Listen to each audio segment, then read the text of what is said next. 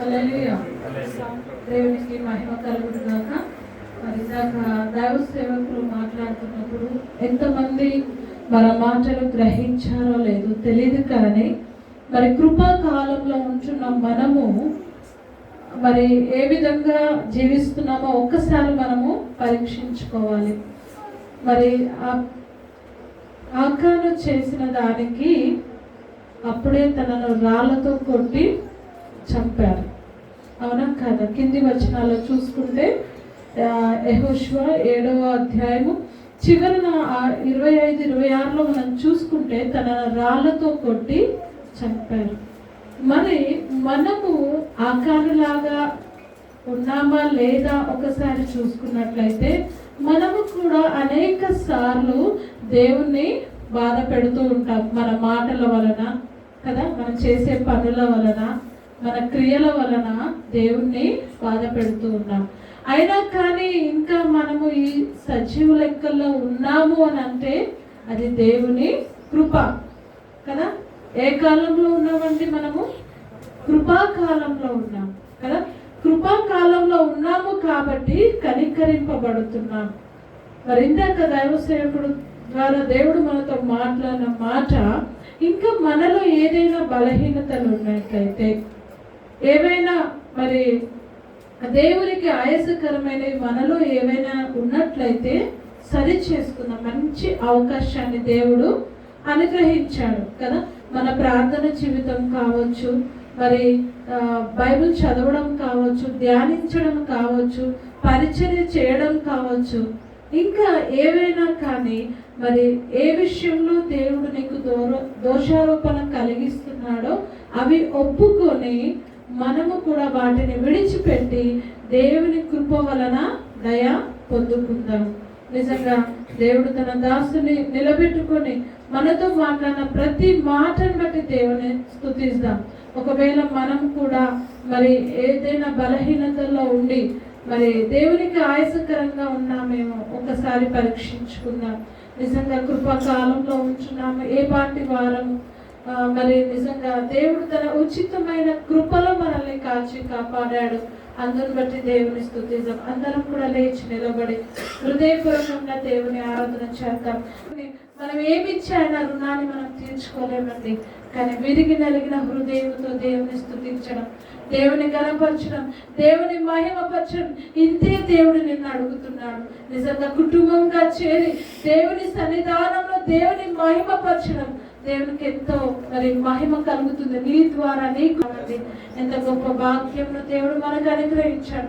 ఒక నిరీక్షణ కలిగిన జీవితంతో మనం ఉంటున్నాము. ఎందుకంటే ఆయన స్థలంలో మనముండులాగున మనల్ని తీసుకెళ్ళడానికి రానయించిన గొప్ప దేవుని మనం కలిగి ఉన్నాం.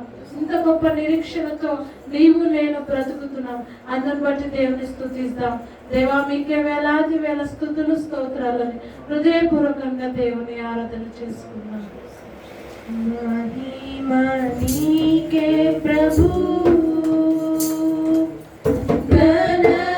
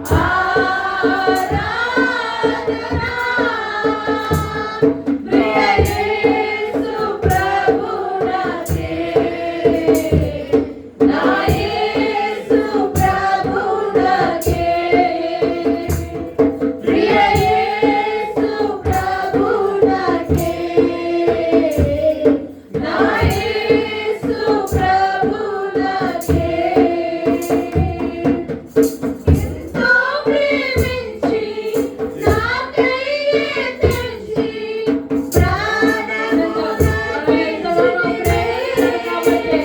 నీ కొరకు నా కొరకు తన ప్రాణం పెట్టిన దేవుడు నన్ను విమోచించితివే.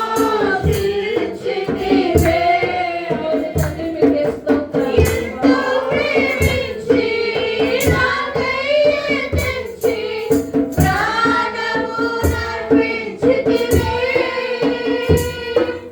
విలువైన రక్తం చిందించి నన్ను విమోచించితివే.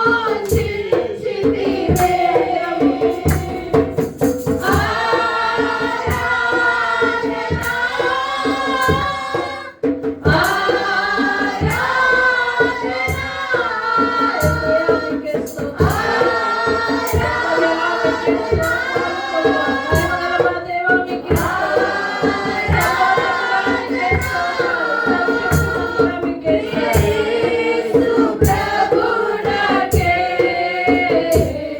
నా యేసు ప్రభునకే యేసు ప్రభునకే నా యేసు ప్రభునకే మహిమ నీకే ప్రభు ఘనత నీకే ప్రభు మహిమ నీకే ప్రభు మనము దేవునికి ఇచ్చిన ఘనత నీకే ప్రభు స్తుతియు మహిమ ఘనతయు ప్రభావము నీకే ప్రభు స్తుతియు మహిమ ఘనతయు ప్రభావము నీకే ప్రభు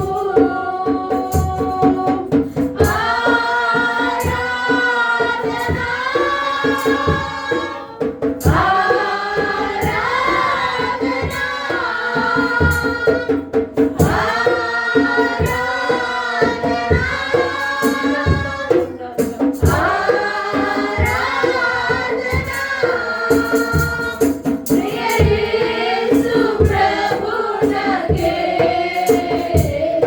నా యేసు ప్రభునకే యేసు ప్రభునకే నా యేసు ప్రభునకే. నిజంగా ఎంత గొప్ప దేవుడు అండి. సమీపింపరాని తేజస్సునందు వసిస్తున్న గొప్ప దేవుడు. మరి నిజంగా నీ కొరకు నా కొరకు మరి తల్లి కుడి పార్శ్వమున కూర్చోవడం భాగ్యం అని ఎంచుకోలేదు, కానీ నిన్ను నన్ను ప్రేమించాడు కాబట్టి మన కొరకు మరి పరలోకం నుండి మరి భూలోకానికి వచ్చి మరి మన పాపముల నిమిత్తము ఆయన కలవసిలో మరణించి సమాధి చేయబడి తిరిగి 3వ దినం లేచిన గొప్ప దేవుడు. మరి ఆయన స్థలంలో మనముండులాగున మరలా మనల్ని తీసుకెళ్ళక రానాయించిన గొప్ప దేవుని కలిగి ఉన్నాం. నిజంగా సేవా మీకే స్తోత్రాలని దేవుని మహిమపరుస్తాం. ఎంత గొప్ప దేవుడు అండి, ఎంత ప్రేమ. నీవంటే ఎంతో ప్రేమ ఒక్కసారి ఎప్పుడైనా మరి గమనించావా? నన్ను ఎవరు ప్రేమించట్లేదు, నన్ను ఎవరు పట్టించుకోవట్లేదని నువ్వు కృంగిపోతున్నావేమో. నిజంగా నా భర్త పట్టించుకోవట్లేదు, లేకపోతే నా భార్య పట్టించుకోవట్లేదు, నా పిల్లలు పట్టించుకోవట్లేదు, లేకపోతే నా తల్లిదండ్రులు పట్టించుకోవట్లేదు అని అనుకుంటున్నావేమో. కానీ నిన్ను ప్రేమిస్తున్న దేవుని నువ్వు ఎరిగి ఉన్నావా? ఎరిగి ఉన్నట్లయితే దేవుని స్తుతించు. దేవా, నీ ప్రేమ ఎంత అపారమైంది నాయన, మీకే స్తోత్రాలని. ఎవ్వరు కూడా ప్రేమించని రీతిగా దేవుడు నిన్ను ప్రేమిస్తున్నాడు. ఎవ్వరు కూడా చూపించలేని ప్రేమను దేవుడు నీకు చూపిస్తున్నాడు. ఈ లోకపు ప్రేమ కొంతకాలమే. ఈ లోకపు ప్రేమ నీకు మంచి ఆరోగ్యం ఉన్నంత వరకు, లేకపోతే నీ దగ్గర ధనం ఉన్నంత వరకు, నువ్వు మంచిగా ఉన్నంత వరకే. కానీ దేవుడు నిరంతరము నేను ప్రేమించే దేవుడు అండి. ఎప్పుడైనా నువ్వు గ్రహించావా? ఎప్పుడైనా ఆలోచన చేసావా? నన్ను ప్రేమించే దేవుడు నేను కలిగి ఉన్నానని ఎప్పుడైనా నువ్వు అనుకున్నావా? దేవుడు నిన్ను ప్రేమిస్తున్నాడు. దేవుడు నిన్ను ప్రేమిస్తున్నాడు, దేవుడు నిన్ను ప్రేమిస్తున్నాడు. మరి ఇదే మాట యేసు ప్రభు వారు పేతురుతో అడిగాడు. పేతురు, నువ్వు నన్ను ప్రేమిస్తున్నావా అని 3 సార్లు అడిగినప్పుడు పేతురు, నేను ప్రేమిస్తున్నాను, అది నీకు తెలుసు దేవా అని యేసు ప్రభుతో అన్నట్టుగా, మరి పేతురుకు బాధ్యత ఇచ్చినట్టుగా దేవుడు ఈరోజు నీకు కూడా బాధ్యతను అనుగ్రహిస్తున్నాడు. నా సంఘమును కాయమని మరి పేతురుతో చెప్పినట్టుగా దేవుడు నీతో కూడా మాట్లాడుతున్నాడు. నా ప్రేమను నువ్వు ఇతరులకు చూపించని దేవుడు నీతో మాట్లాడుతున్నాడు. ఎంతమందికి నువ్వు క్రీస్తు ప్రేమను చూపిస్తున్నావు? ఒక్కసారిగా పరీక్షించుకో. ఎంతమందిని నువ్వు క్రీస్తు ప్రేమను చూపిస్తున్నావు? యేసు ప్రభువారు 2 మాటలు కదా, నేను తప్ప వేరొక దేవుడు నీకు ఉండకూడదు, నిన్ను వల్ల నీ పొరుగు వారిని ప్రేమించు. మరి క్రీస్తు ప్రేమను నువ్వు చూపించే వాడవుగా, క్రీస్తు ప్రేమను నువ్వు చూపించే దానవుగా నువ్వు ఉండాలి. దేవుడు నీ నుండి కోరుకునేది అదే. ఎప్పుడైతే క్రీస్తు ప్రేమను నువ్వు చూపిస్తావో, క్రీస్తునే నువ్వు చూపించిన దానవుగా ఉంటావు. నిజంగా ఆయన ఎంత ప్రేమ కలిగిన వాడు, ఎంత దయ కలిగిన వాడు, ఎంత కరుణ కలిగిన వాడు, ఎంత జాలి కలిగిన గొప్ప దేవుని నీవు నేను కలిగి ఉన్నాము. ఉదయకాలం మరి క్రీస్తు ప్రేమను నువ్వు చూపించే దానవుగా ఉండాలి కదా. మరి నీకు ఎంత బాధ ఉన్నా, ఎంత దుఃఖం ఉన్నా, నీ ముఖంలో చిరునవ్వు కనిపించాలి. ఇతరులు నేను చూసినప్పుడు, అబ్బా వీళ్ళతో మాట్లాడితే మాకు నెమ్మది కలుగుతుంది, వీరితో మాట్లాడితే సమాధానము కలుగుతుందన్న విధముగా నీ ప్రవర్తన ఉండాలి. దేవుడు అదే ఆశపడుతున్నాడు. మనము దేవుని ప్రేమను చూపించే వారంగా ఉండాలి. క్రీస్తు బిడ్డలుగా జీవిస్తున్న నీవు, నేను, మనము క్రీస్తును మనం చూపించాలి అని అంటే ఆయన ప్రేమను మనం చూపించే వారంగా ఉండాలి. దేవా మీకే స్తోత్రాలు ప్రభా, మీ కృపలో ఇదే కాలము నాయన. దేవా మీ ప్రేమను మీరు మాకు చూపించిన విధానాన్ని బట్టి మీకు వందనాలు ప్రభా. రాజా మీరు మమ్మల్ని ప్రేమించు రీతిగా ఎవ్వరు కూడా రాజా మమ్మల్ని ప్రేమించలేరు నాయన. మీ ప్రేమ ఎంతో ఎంతో ఎంతో అపారమైంది నాయన. మీకే స్తోత్రాలు ప్రభా. దేవా మాకు చాలినంత దేవుడుగా ఉన్నందుకు మీకే స్తోత్రాలు. ఈ లోకపు ప్రేమలన్నీ కూడా వ్యర్థము తండ్రి. ధనం ఉన్నంత సేపే, బలం ఉన్నంత సేపే, బలగం ఉన్నంత సేపే కానీ ప్రభువా దేవా మీ ప్రేమ శాశ్వత కాలం ఉంటుంది. దేవా మీకే స్తోత్రాలు. దేవా నాయన మీరు మా పట్ల చూపిస్తున్న మీ ప్రేమను బట్టి, కృపను బట్టి, దయను బట్టి మీకు వందనాలు చెల్లిస్తున్నాం ప్రభువా. దేవా ఇప్పటి వరకు కూడా మేము ఈ స్థితిలో ఉన్నాము అనంటే అది కేవలం మీ కృప రాజా. మీకు వందనాలు చెల్లిస్తున్నాను. అవునైనా వాక్యం ద్వారా మీరు మాతో మాట్లాడుతున్నారు, మమ్మల్ని సరి చేస్తున్నారు, మమ్మల్ని హెచ్చరిస్తున్నారు, మమ్మల్ని బలపరుస్తున్నారు నాయన. మీకే స్తోత్రాలు. ఎందుకు అంటే మీరు మమ్మల్ని ప్రేమిస్తున్నారు కాబట్టి నాయన. మీకే స్తోత్రాలు. దేవా మేము మీ ప్రేమలో నిలిచి ఉండాలని, మీ ప్రేమ నుండి మేము తప్పిపోకుండా ఉండాలనే ప్రభువా వాక్యం ద్వారా మాతో మాట్లాడుతున్న మా తండ్రి. మీకే స్తోత్రాలు స్తోత్రాలు స్తోత్రాలు ప్రభువా. దేవా ఈ సమయం మీ దాసుని మరుగుపరిచి దేవా మీ దాసుని ముఖ స్వరూపం నుండి మాతో మాట్లాడండి నాయన. మీకే స్తోత్రాలు. ఇంకా మేము మీ ప్రేమలో నాయన ఎత్తు క్రీస్తు నామమున సమర్పిస్తున్నాము తండ్రి.